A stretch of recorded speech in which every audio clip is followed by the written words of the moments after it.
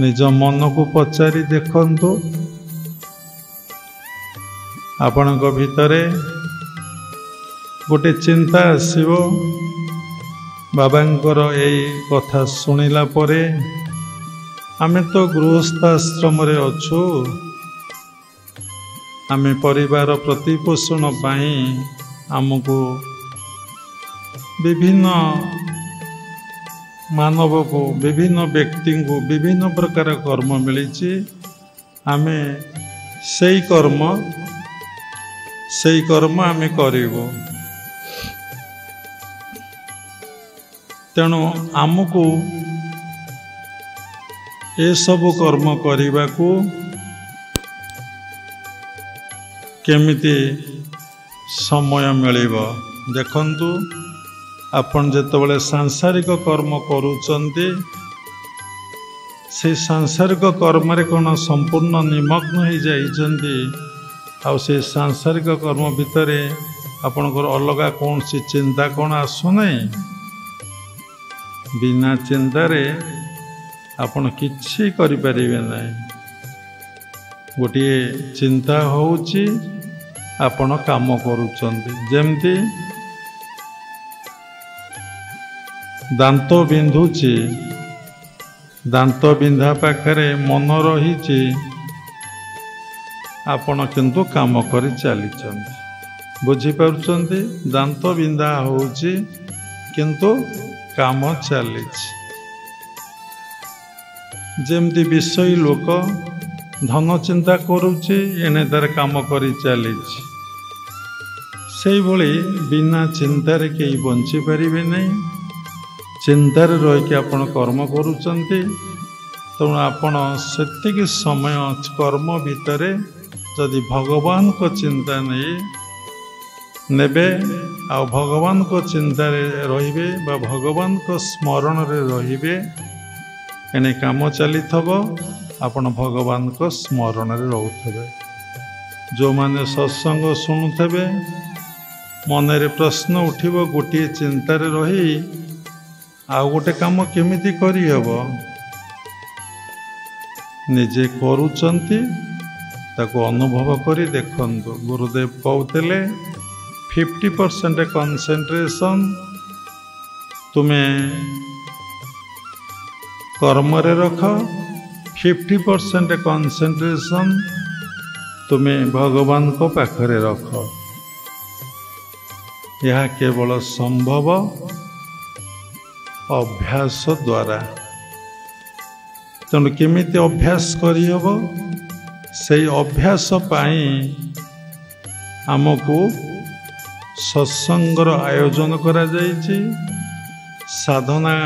सिखाई दिया जाइछि एवं साधना करिया पाई आमको कौन कराइछि ना निर्देश बा प्रेरणा मिली निर्देश दिखाई तेणु आमर जेहेतु जीवनर ये मुख्य कर्म बा जीवनर लक्ष्य परमात्मा को उपलब्धि करिबा ओ निस्वार्थ भाव रे मानव सेवा करिबा जेतबेले आपण ए गोटिए कथा को सबुबले स्मरण करिवे सबुबले चिंतन करिवे आपणकर मन आउ बहिर्मुखी हब नहीं मन अंतर्मुखी हब एवं आपण समीक्षा करिया को लागिवे आपण चिंता करिया को लागिवे मु जो कर्म मान करुची ए भौतिक जगत रे बा सांसारिक जगत रे से सब सत कर्म ना असत कर्म मु जो कर्म मान करुची ता सत कर्म ना ता असत कर्म मो जीवनटा को मु सत्य रे काटिबी ना मिथ्या रे काटिबी जदि सत्य रे काटिबी जदि आपनकर चिंता हुए ताहेले आपण भौतिक जगत कर्म भितरे कि कौशल प्रयोग कले ये भौतिक जगतर कर्मटा आपण पाई सत हो। सबु कथार सबु कर्मर गोटे कौशल अच्छे। जदि प्रत्येक कर्म को आपण भगवत कर्म बोली भाविबे, सबु कर्म ईश्वरंकर सृष्टि एवं प्रत्येक कर्म भगवान सृष्टि करिसंती कौन पाई ना जगतर कल्याण पाई, जगतर मंगल पाई। आमे जेमती गोटे आश्रम कलु